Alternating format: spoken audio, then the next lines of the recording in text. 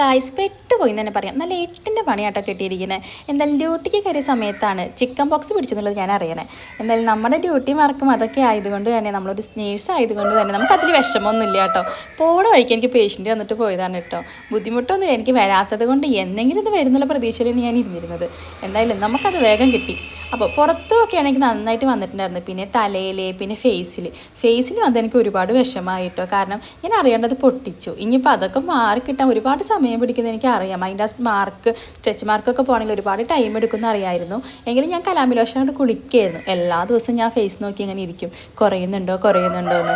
എനിക്കറിയാം അത് കുറയില്ല, അതിന് സമയം എടുക്കുന്നു. എങ്കിലും നമ്മുടെ ഒരു വിശ്വാസമാണല്ലോ അത് പായോ പോവോ എന്നൊക്കെ നോക്കണത്. അപ്പോൾ അങ്ങനെ കലാമിലോഷൻ ഇട്ട് അങ്ങ് തേച്ചടിച്ചങ്ങ് കുളിക്കുക കേട്ടോ. പിന്നെ മെയിൻ സാധനമാണല്ലോ ആര്യവേപ്പില, അതൊക്കെ ഞാൻ നന്നായിട്ട് യൂസ് ചെയ്തിട്ടുണ്ട് കേട്ടോ. അതൊക്കെ ഇട്ട് തന്നെയാണ് ഞാൻ കിടുന്നത്. പിന്നെ കുളിക്കുന്നത് മഞ്ഞൾ ആര്യവേപ്പിലൊക്കെ ആയിരുന്നു പയറുപൊടിയൊക്കെ ഇട്ട് കുളിച്ചിരുന്നത്. എന്തായാലും ഇപ്പം എൻ്റെ ഫേസിൽ നല്ല മാറ്റം ഉണ്ട് കേട്ടോ. നന്നായിട്ട് കുറഞ്ഞു. ഒരു 13 ഡേയ്സിൻ്റെ ഉള്ളിൽ നന്നായിട്ട് കുറഞ്ഞു. ഇപ്പം ഞാൻ ഡ്യൂട്ടിക്കൊക്കെ പോയി